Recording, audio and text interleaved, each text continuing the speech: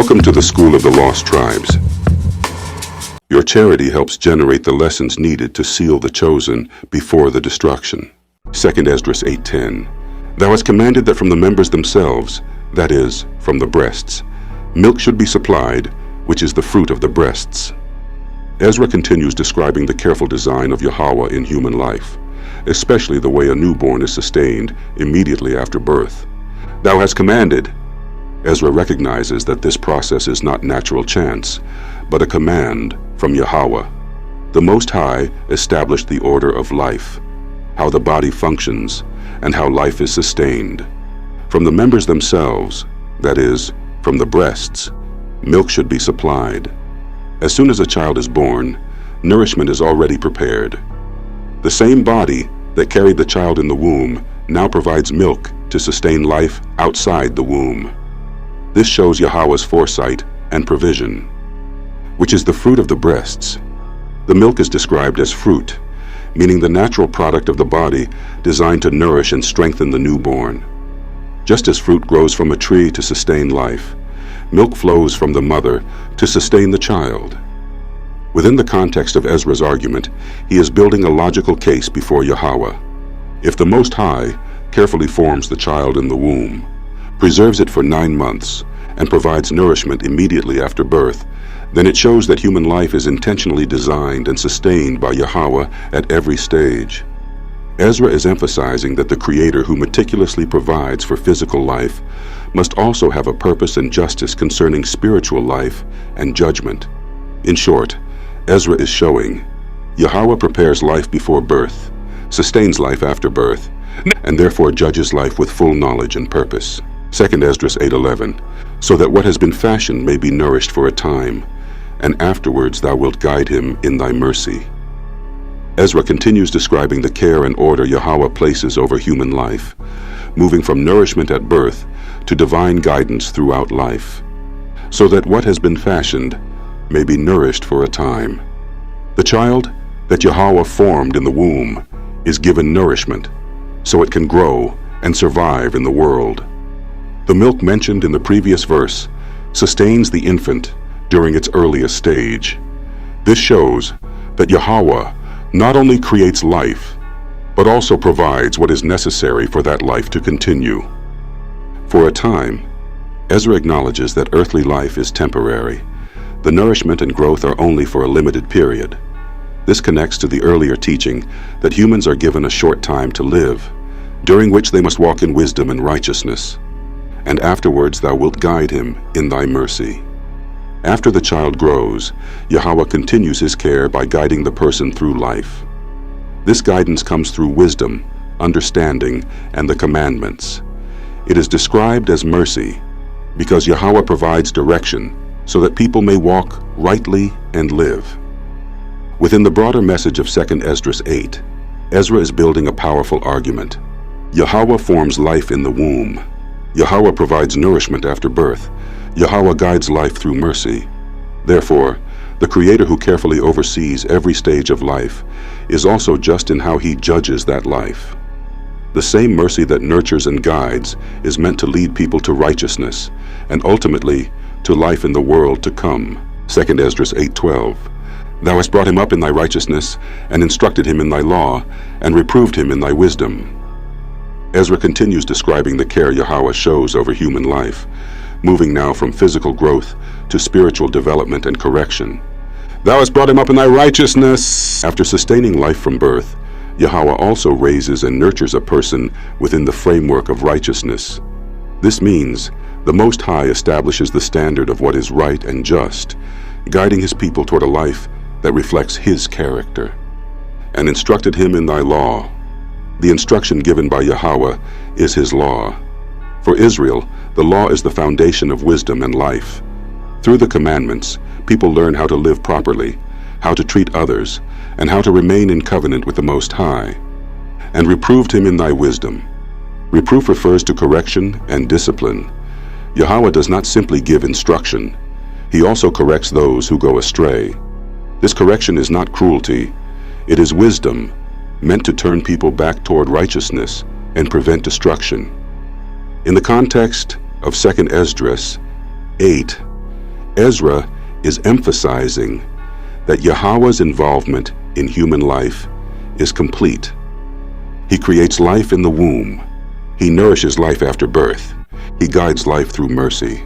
He teaches life through the law. He corrects life through wisdom. Therefore, the judgment that follows is not unjust.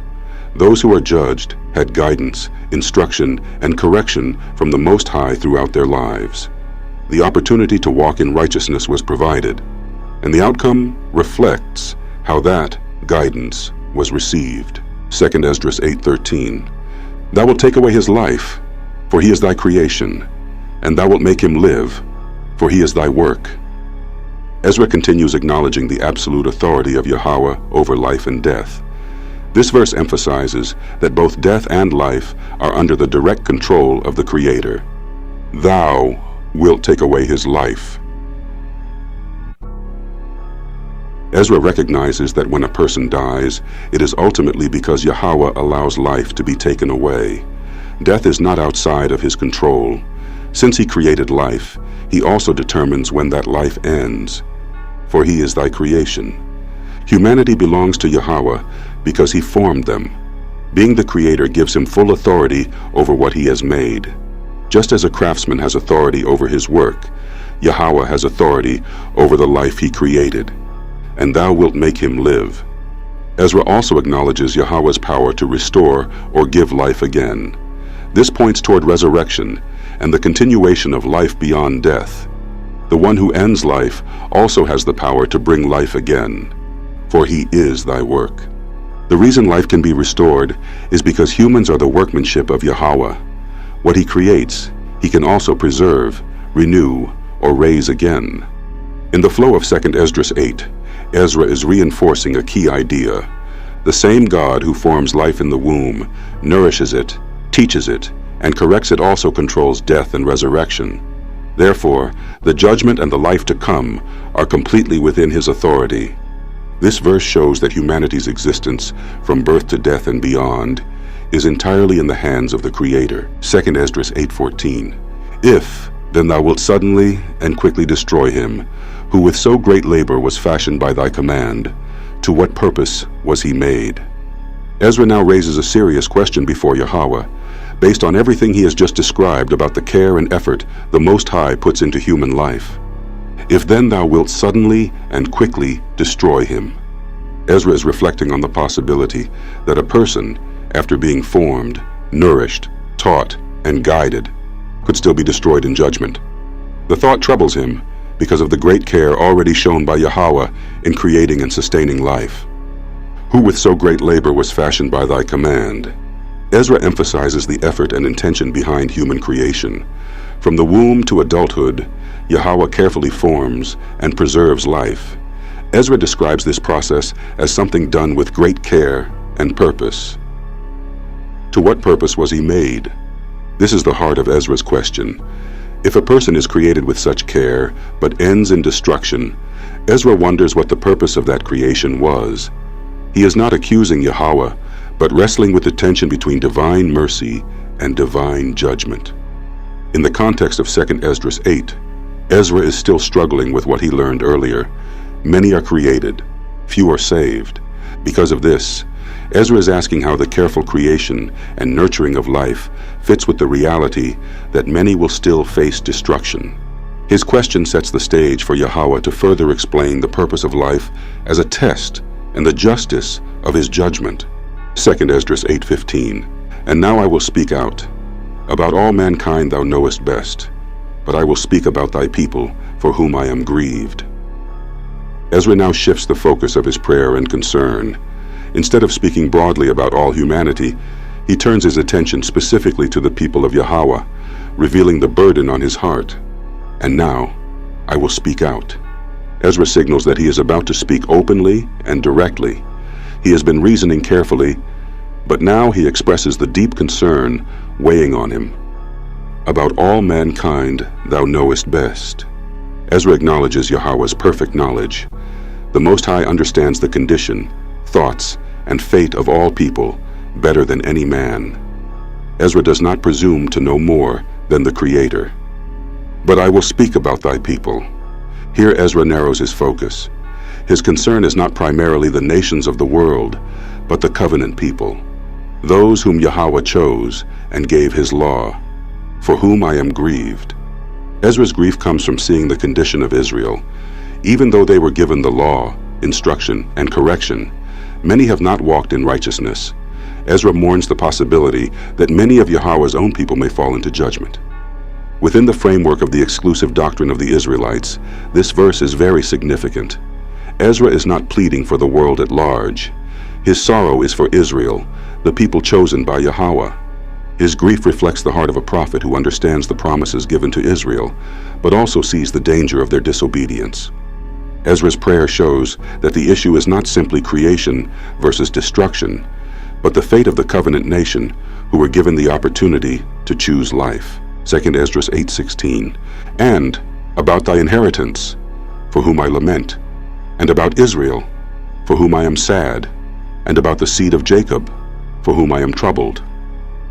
Ezra deepens his expression of sorrow, making it clear that his grief is specifically for the covenant people of Yahweh. About thy inheritance. Israel is called Yahweh's inheritance, meaning they are the nation he chose as his own possession among the peoples of the earth. Ezra laments because the people who were set apart for the Most High are in danger of falling into judgment. For whom I lament. Ezra's grief is not casual concern. It is lamentation, the sorrow of a prophet who sees the spiritual condition of his people and fears the consequences of their disobedience. And about Israel, for whom I am sad. Ezra names the nation directly. Though Israel received the law, the prophets, and the covenant promises, many have not remained faithful. This causes deep sorrow for Ezra, who understands both the privileges and the responsibilities given to them. And about the seed of Jacob, for whom I am troubled. By referring to the seed of Jacob, Ezra reminds Yahweh of the covenant lineage, the descendants of Abraham, Isaac, and Jacob. His trouble comes from knowing that the people chosen to inherit the promises are the very ones struggling with sin and judgment.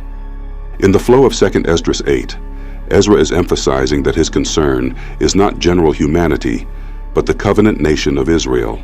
He grieves because the people who were meant to receive life, wisdom, and the inheritance of the world to come are at risk of losing it through disobedience. Ezra's prayer reflects the heart of a prophet. He mourns not for himself, but for the people of Yahweh and their future.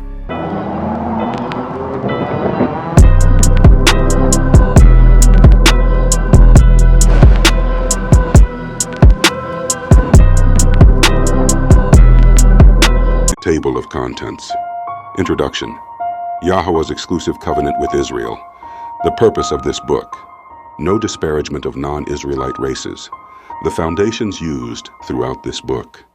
On the right foundation, Israel's covenant exclusivity, believing Yahweh Shai and the consequences of unbelief. The exclusive nature of Israel in the Old Testament. The exclusive nature of Israel in the New Testament. Part 2. Replacement Theology, examined.